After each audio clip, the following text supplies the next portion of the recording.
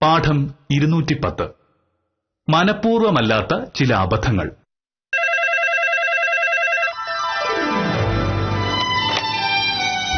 Hello. സാറേ, ഞാനാണേ ഉത്തമൻ. എന്താ ഉത്തമൻ രാവിലെ? സാറേ, വക്കീലില്ലേ അവിടെ? വക്കീൽ ഉണ്ട്. അവൾ രാവിലെ മുതൽ എന്തോ പഠിക്കുക. ഓഹോ, ഉണ്ടോന്ന് അറിഞ്ഞാ മതി സാറേ. രാവിലെ നേരത്തെ പോവെന്ന് പറഞ്ഞോണ്ട് വിളിച്ചതാ. ആഹാ. സാറേ, ഞാൻ ഒരു 15 മിനിറ്റിന് അവിടെ എത്തുമെന്ന് പറഞ്ഞേക്കണേ. സമയവും സൗകര്യവും ഒത്തുവരികയാണെങ്കിൽ പറയാം. ഇയാളിതെന്തോന്ന് മനുഷ്യൻ? രാവിലെ ഐശ്വര്യമായിട്ടൊന്ന് ഫോൺ വിളിക്കുമ്പോ മുഷ്ക്.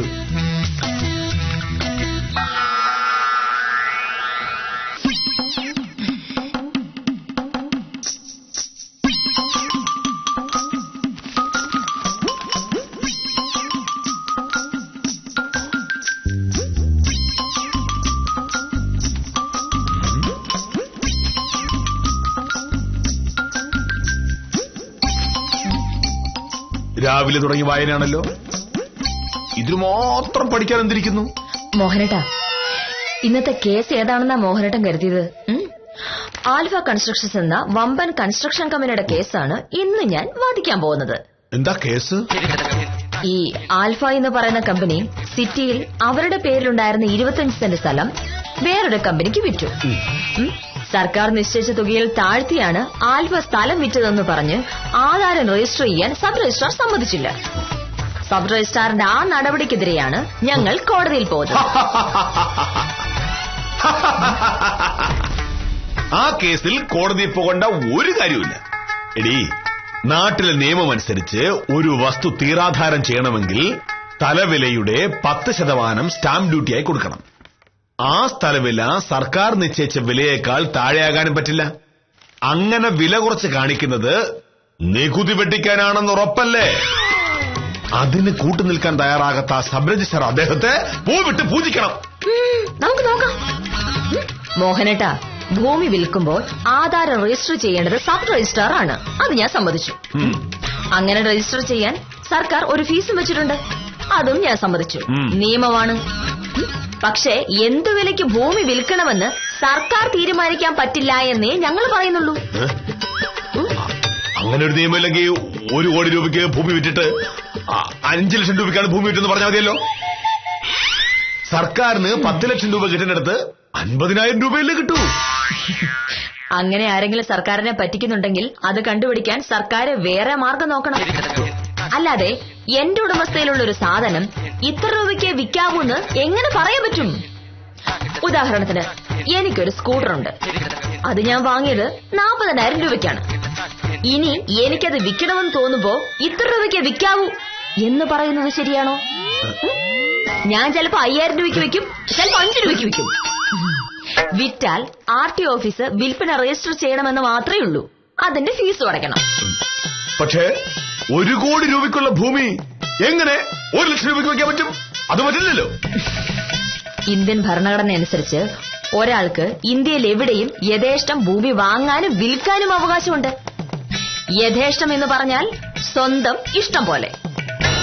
ആൽഫ കൺസ്ട്രക്ഷൻസ് അവരുടെ ഇഷ്ടത്തിന് ഭൂമി വിറ്റു. അതിൽ സർക്കാരിന് എന്താ കാര്യം? നീ ഈ വാദമായിട്ട് കോടതി കയറിച്ചല്ലേ. ലജ്ജി നിന്റെ ഈ പുലയുടെ വലിച്ചെറിന്റെ മോൻ തെരഞ്ഞു. ഇത് കീറിക്കളയാൻ കുറച്ച് പുളിക്കും. എന്താ?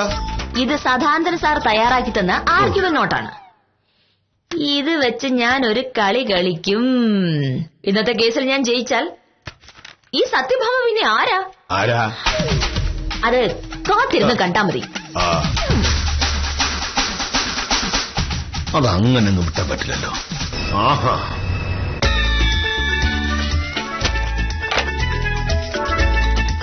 ഭാമേ, നിനക്കൊരു ധാരണയുണ്ട്. നീയാണ് ഈ രാജ്യത്തെ ഏറ്റവും വലിയ വക്കീലൻ. പക്ഷേ അത് തെറ്റാണ്. നിന്നേക്കാളും വലിയ വക്കീലന്മാര് വിചാരിച്ചിട്ട് നടക്കാത്ത കാര്യമാണോ നീ ഇപ്പൊ ചെയ്യാൻ പോകുന്നത്? അല്ല, എനിക്ക് അറിയാഞ്ഞിട്ട് ചോദിക്കാം. ഈ ആൽഫ കൺസ്ട്രക്ഷൻകാരുടെ കയ്യിൽ നിന്നും ന്യായമായ വില സ്റ്റാമ്പ് ഡ്യൂട്ടി ആയിട്ട് സർക്കാർ ഈടാക്കിയാൽ നിനക്കെന്താ? എനിക്കൊന്നുമില്ല. സർക്കാരിന്റെ ഈ പ്രവൃത്തി അന്യായമാണെന്ന് എന്റെ കക്ഷിക്ക് തോന്നി. അതുകൊണ്ട് ഇക്കാര്യത്തിൽ ന്യായം നടത്തി തരണമെന്ന് പറഞ്ഞ് എന്റെ കക്ഷി കോടതിയിലെത്തുന്നു. എന്റെ വാദത്തിൽ അന്യായം ഉണ്ടെങ്കിൽ ഞാൻ തോക്കുമല്ലോ. പിന്നെന്താ പ്രശ്നം? നിന്റെ ഭാഗത്ത് ന്യായമില്ലെന്ന് മാത്രമല്ല, നീ തോക്കുകയും ചെയ്യും. ഇനി അഥവാ കോടതിയിൽ നീ കള്ളം പറഞ്ഞ് സ്ഥാപിച്ച് ജയിച്ചാലും പ്രയോജനമില്ല ഭാമയെ, പ്രയോജനമില്ല. കോടതി ഉത്തരവ് ഭൂമി രജിസ്റ്റർ ചെയ്ത് കൊടുക്കണമെന്നായിരിക്കുമല്ലോ. അങ്ങനെ രജിസ്റ്റർ ചെയ്യാനായിട്ട് ഭൂമി പോക്കുവരവ് ചെയ്യാനായി വില്ലേജ് ഓഫീസിലേക്ക് ചെല്ലട്ടെ. നട്ടലുള്ള വില്ലേജ് ഓഫീസറാണ് അവിടെ ഇരിക്കുന്നെങ്കിൽ പോക്കുവരവ് നടക്കില്ല. പോക്കുവരവ് ചെയ്യാതെ കരയടയ്ക്കാനും പറ്റില്ല. ഇതോർത്ത് മോഹനേട്ടൻ വിഷമിക്കണ്ട. അങ്ങനെ സംഭവിച്ചാൽ എനിക്ക് ഒരു കേസും കൂടെ കിട്ടും. കോടതി ഇടപെട്ട് രജിസ്റ്റർ ചെയ്ത ആധാരം പോക്കുവരവ് ചെയ്യാത്ത വില്ലേജ് ഓഫീസറെ എങ്ങനെ കൈകാര്യം ചെയ്യുമെന്ന് അപ്പൊ ഞാൻ കാണിച്ചു തരാം. മോഹനേട്ടനൊരു ധാരണയുണ്ട്, വില്ലേജ് ഓഫീസർമാരാണ് നമ്മുടെ നാട്ടിലെ ഏറ്റവും വലിയ ആളുകളെന്ന്. എന്നാ അങ്ങനെയല്ല. ഈ വില്ലേജ് ഓഫീസർ എന്ന് പറയുന്നത് വെറും ഒരു ക്ലർക്കാണ്. ഞങ്ങൾ വക്കീലന്മാർക്ക് റവന്യൂ മന്ത്രിയെ പേടിയില്ല, പിന്നെയാണ് ഒരു ക്ലർക്കിന്.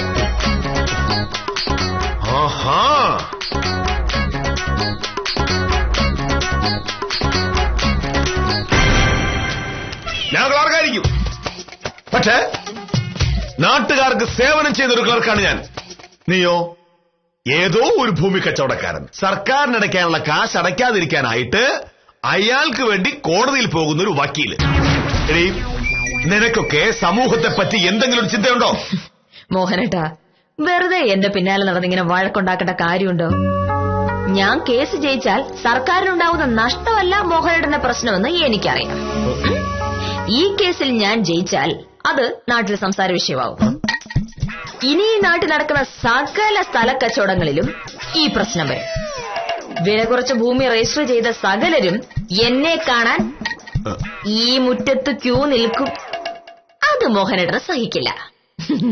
അത് മാത്രമല്ല, വേറൊരു പ്രശ്നമുണ്ടല്ലോ.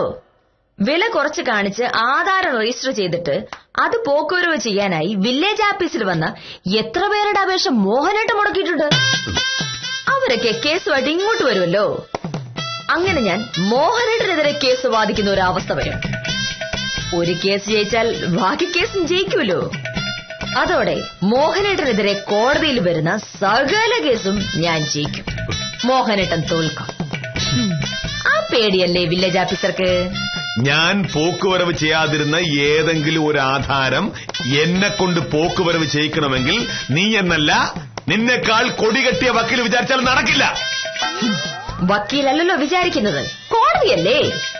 കോടതി ഉത്തരവ് ലംഘിച്ചാൽ പിന്നെ വില്ലേജ് ഓഫീസറുടെ അവസ്ഥ എന്താവുമെന്ന് ഞാൻ പറയണ്ടല്ലോ.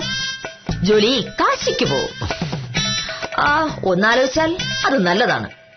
എനിക്ക് കേസ് ഒരുപാടാകുമ്പോൾ പിന്നെ വീട്ടുകാരെ ശ്രദ്ധിക്കാൻ പറ്റില്ലല്ലോ. അപ്പോ മോഹനേട്ടൻ വീട്ടിലിരിക്കുന്നതാണ് നല്ലത്. നീ വിചാരിച്ചാ എന്റെ പട്ടി വീട്ടിയിരിക്കും. അതിനെന്താ, പട്ടിയും കൂടെ കൂട്ടിക്കോ. മോഹനേട്ടന്റെ സ്വഭാവത്തിന് കമ്പനിക്ക് പട്ടിയാണ് ബെസ്റ്റ്. കുരയ്ക്കുന്ന കാര്യത്തിൽ രണ്ടുപേരും ഒരുപോലെയാണല്ലോ.